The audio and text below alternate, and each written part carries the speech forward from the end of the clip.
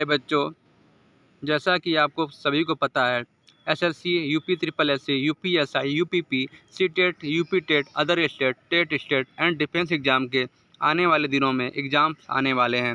Radio operator के भी exam आने ही वाले हैं मेरे प्यारे बच्चों।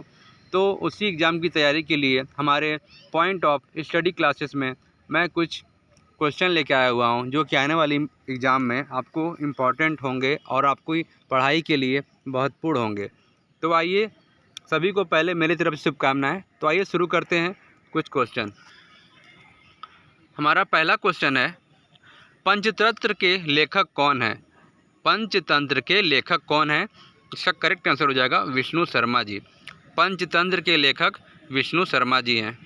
आइए मेरे प्यारे बच्चों, आगे देखते हैं।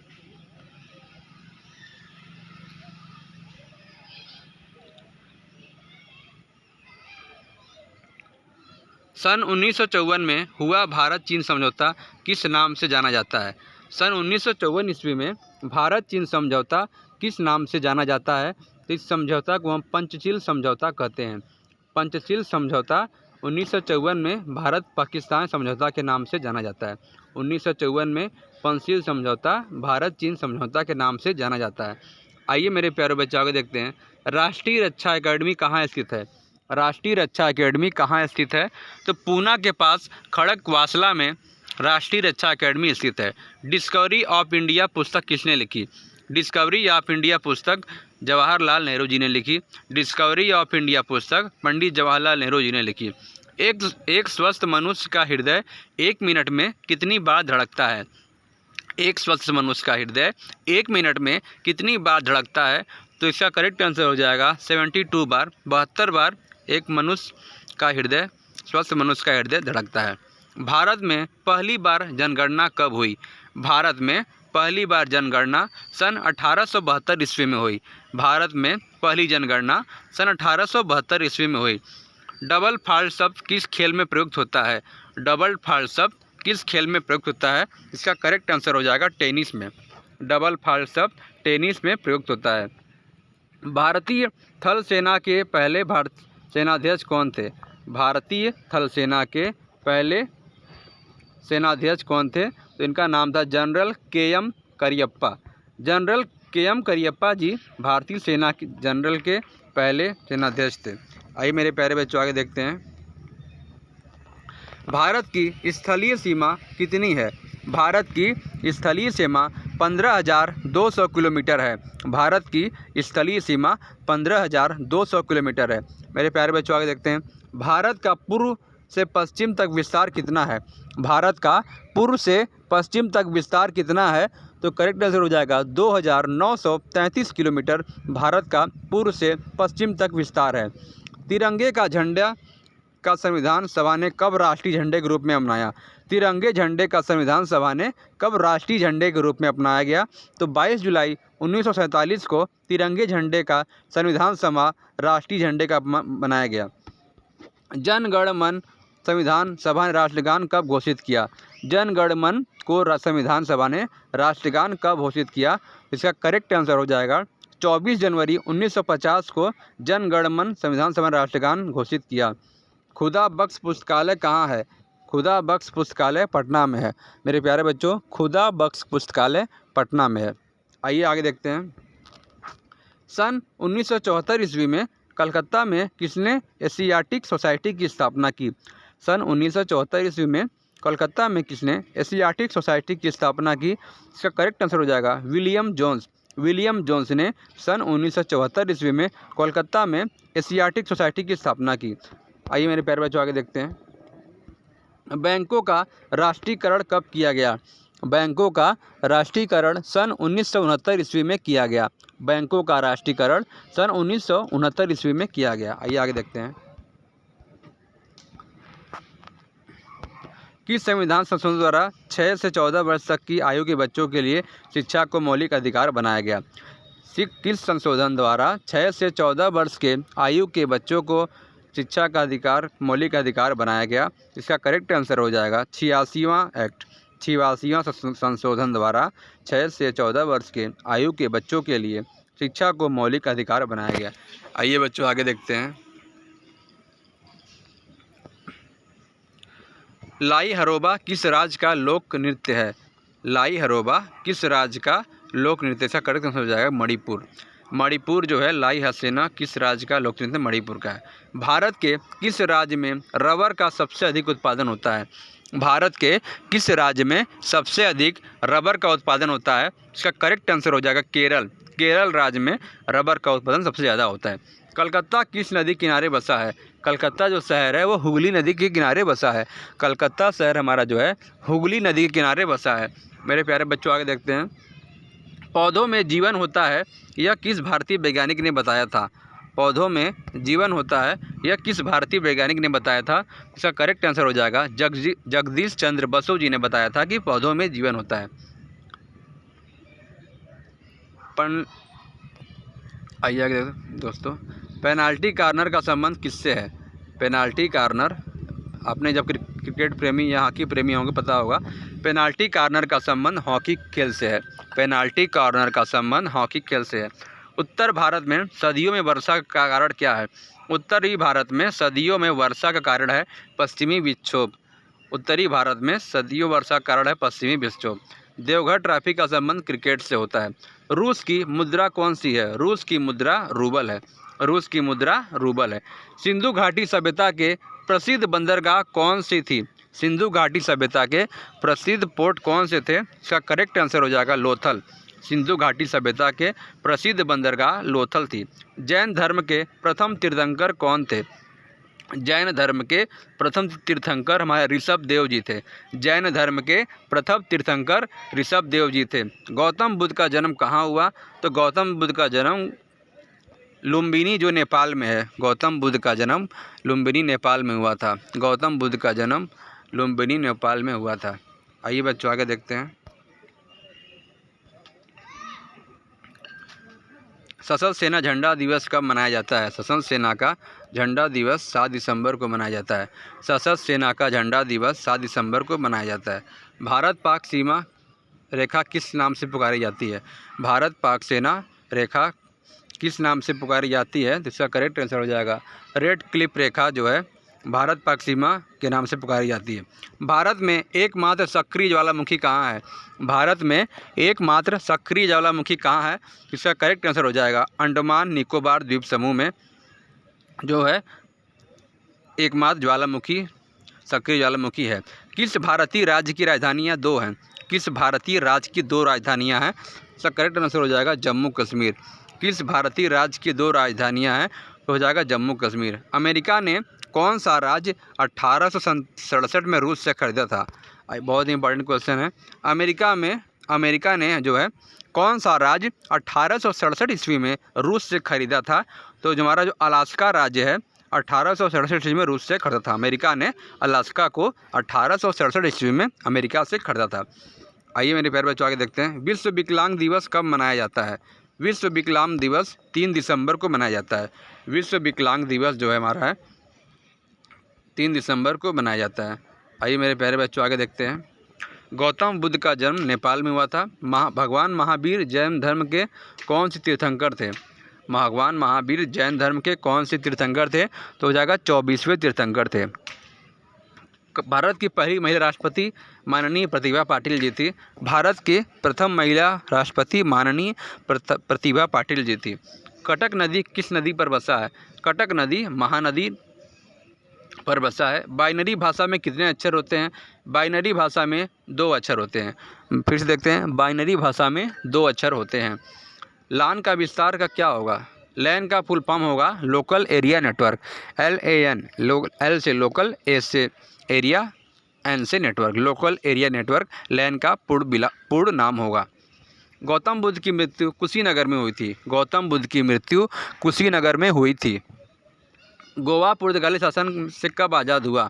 गोवा पुर्तगाली शासन से कब आज़ाद हुआ? इसका करेक्ट आंसर हो जाएगा 1961 ईस्वी में गोवा पुर्तगाली शासन से आज़ाद हुआ था। बक्सर का युद्ध कहाँ हुआ जिसके परिणाम स्वरूप अंग्रेज़ों का बंगाल, बिहार और उड़ीसा पर अधिकार हो गया था? बक्सर का युद्ध कहाँ हुआ था जिसके फलस्वरूप अंग्रेज़ों का बंगाल, बिहार और उड़ीसा पर पूर्ण अधिकार हो गया था? तो यह युद्ध 1764 ईस्वी में बक्सर में हुआ था।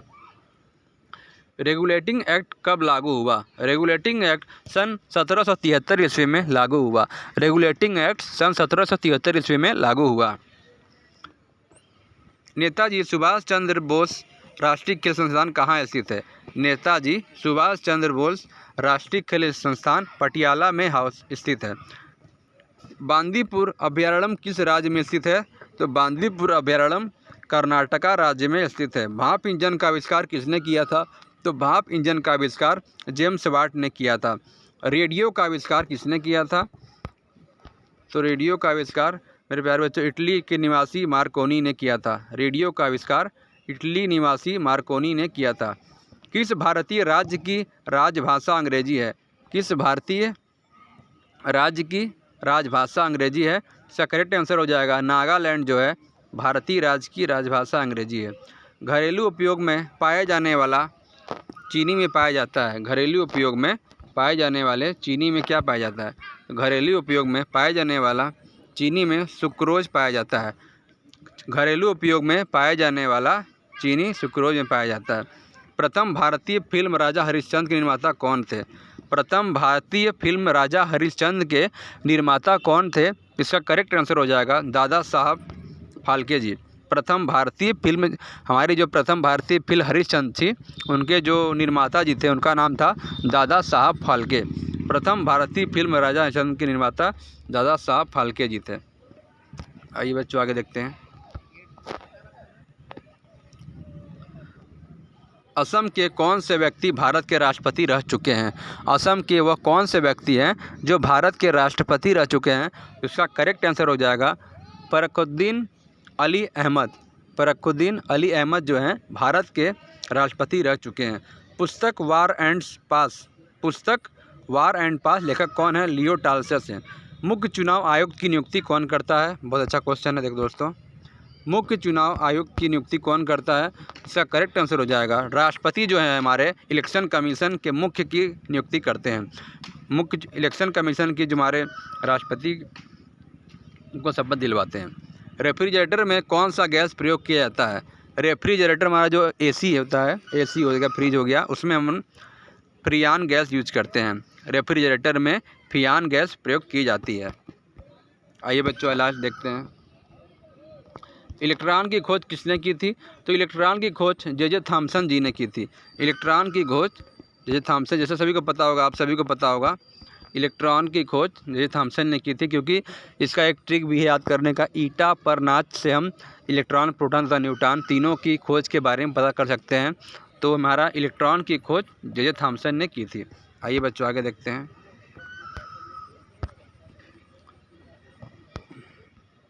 आगे देखते हैं असमिया भाषा में मुद्रित प्रथम पुस्तक के लेखक कौन थे? असमिया भाषा में मुद्रित पुस्तक के लेखक कौन थे? तो आत्माराम शर्मा जी थे। महाराष्ट्र के प्रथम मुख्यमंत्री कौन थे? तो वाई.बी. चौहान जी थे हमारे महाराष्ट्र के प्रथम मुख्यमंत्री। भारत का मैनचेस्टर किसे कहा जाता है? भारत का मैनचेस्टर अहमदाबाद को कहा जाता है। भारत का मैनचेस्टर अहमदाबाद को कहा जाता है। किस नदी को बिहार का शोक कहते हैं? वह कौन सी नदी है? बिहार का शोक किस नदी को कहा जाता है? तो कोसी नदी को बिहार का शोक कहा जाता है।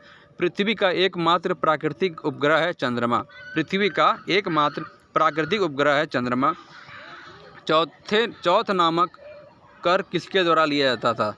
चौथ नामक कर किसके द्वारा लिया जाता था? इसका करेक्ट आंसर हो जाएगा मराठों द्वारा चौथ नामक कर लिया जाता था। आइए मेरे प्यारे बच्चों आगे देखते हैं। चीनी यात्री फायान किसके काल में भारत आया था? चीनी यात्री फायान किसके काल में भारत आया था? इसका करेक्ट आंसर हो जाएगा विक्रमादित्य के शासनकाल में वो भारत आया था। चीनी यात्री फायान विक्रमादित्य के। असम का कौन सा राज्य चाय उत्पादन के लिए जाना जाता है? असम का कौन सा राज्य चाय उत्पादन के लिए जाना जाता है? तो उसका नाम हो जाएगा, भारत का जो असम है वो चाय उत्पादन के लिए जाना जाता है। भारत का असम जो है चाय उत्पादन के नाम से जाना जाता है। आइए मेरे प्यारे बच्चों आगे देखते हैं। भारत के किस राज्य में सर्वाधिक चावल उत्पन्न होता है? भारत के किस राज्य में सर्वाधिक चावल उत्पन्न होता है? तो वह राज्य है पश्चिम बंगाल, जिसकी वर्तमान मुख्यमंत्री माननीय ममता बनर्जी जी हैं। आइए मेरे प्यारे बच्चों आगे देखते हैं। भारत के किस शहर में जंतर मंतर स्थित है? भारत के दिल्ली शहर में जंतर मंतर स्थित है। आइए देखते हैं आगे। जयपुर की स्थापना किसने की थी? जयपुर शहर की स्थापना आमेर के राजा सवाई जयसिंह जी ने की थी। जयपुर की स्थापना आमेर के राजा जवाई सिंह ने की थी। फ्लाइंग सिख के नाम से किसे जाना जाता है? फ्लाइंग सिख के नाम से मिल्खा सिंह को जाना जाता है। नींबू और संतरे में विटामिन सी पाया जाता है। नींबू और संतरे में विटामिन सी पाया जाता है। उदय का शंकर किससे संबंधित है? उदय शंकर का संबंध नृत्य से संबंधित है। संविधान सभा के प्रारूप समिति के चेयरमैन कौन थे? संविधान सभा के प्रारूप समिति के चेयरमैन माननीय डॉक्टर अम्बेडकर भीमराव अम्बेडकर जी थे। माननीय डॉक्टर भीमराव अम्बेडकर जी थे। श्रमिक दिवस कब मनाया जाता है? श्रमिक दिवस 1 मई को मनाया जाता है। श्रमिक दिवस 1 मई को मनाया जाता है। भाखड़ा बांध किस नदी पर बनाया गया है? भाखड़ा बांध सतलुज नदी पर बनाया गया है। भाखड़ा बांध जो हमारा है वो सतलुज नदी पर बनाया गया। मेरे प्यारे बच्चों, जो भाखड़ा बांध है वो सतलुज नदी पर बनाया गया है। लक्षद्वीप की राजधानी क्या है? लक्षद्वीप की राजधानी करवती है। श्रीलंका की मुद्रा क्या है? रुपया है। श्रीलंका की जो रुपया है वो मुद्रा है। राष्ट्रपति चुनाव में वोट कौन डालता है? राष्ट्रपति चुनाव में वोट कौन डालता है? तो संसद तथा राज्य विधानसभा के चुने हुए अध्यक्ष। राष्ट्रपति चुनाव में संसद तथा राज्य विधानसभाओं के चुने हुए सदस्य जो हैं राष्ट्रपति चुनाव में वोट करते हैं। हरियाणा के सबसे पहले राज्यपाल कौन थे? तो हरियाणा के सबसे पहले राज्यपाल हमारे धर्मवीर जी थे। हरियाणा के प्रथम राज्यपाल धर्मवीर जी थे। ये देखते हैं, गुरुत्वाकर्षण की खोज न्यूटन ने की थी। गुरुत्वाकर्षण की खोज न्यूटन ने की थी। तो हमारा आखिरी क्वेश्चन, अच्छे क्वेश्चन के साथ हम वीडियो को यहीं समाप्त करेंगे। नोबेल पुरस्कार प्राप्त करने वाले भारतीय कौन हैं? नोबेल पुरस्कार प्राप्त करने वाले भारतीय कौन हैं? तो नोबेल पुरस्कार प्राप्त करने वाले भारतीय माननीय रविंद्रनाथ टैगोर जी हैं। माननीय रविंद्रनाथ टैगोर जी नोबेल पुरस्कार प्राप्त करने वाले भारतीय हैं। द्रोणाचार्य पुरस्कार किससे संबंधित है? तो द्रोणाचार्य पुरस्कार जो है श्रेष्ठ गुरु या श्रेष्ठ प्रशिक्षक से संबंधित है। द्रोणाचार्य पुरस्कार श्रेष्ठ गुरु या श्रेष्ठ प्रशिक्षण के नाम से प्रसिद्ध है। महात्मा गांधी की हत्या 30 जनवरी 1948 को नाथूराम गोडसे द्वारा की गई। थल सेना दिवस 15 जनवरी को मनाया जाता है। थल सेना दिवस 15 जनवरी को मनाया जाता है। अगर वीडियो पसंद आई हो तो लाइक करें, सब्सक्राइब करें। ऐसे ही मैं पॉइंट ऑफ स्टडी क्लास में हमारी वीडियो आती रहेगी। सभी को एग्ज़ाम के लिए दिल से शुभकामनाएं। मेहनत करें, खूब पढ़ें। जय हिंद, जय भारत।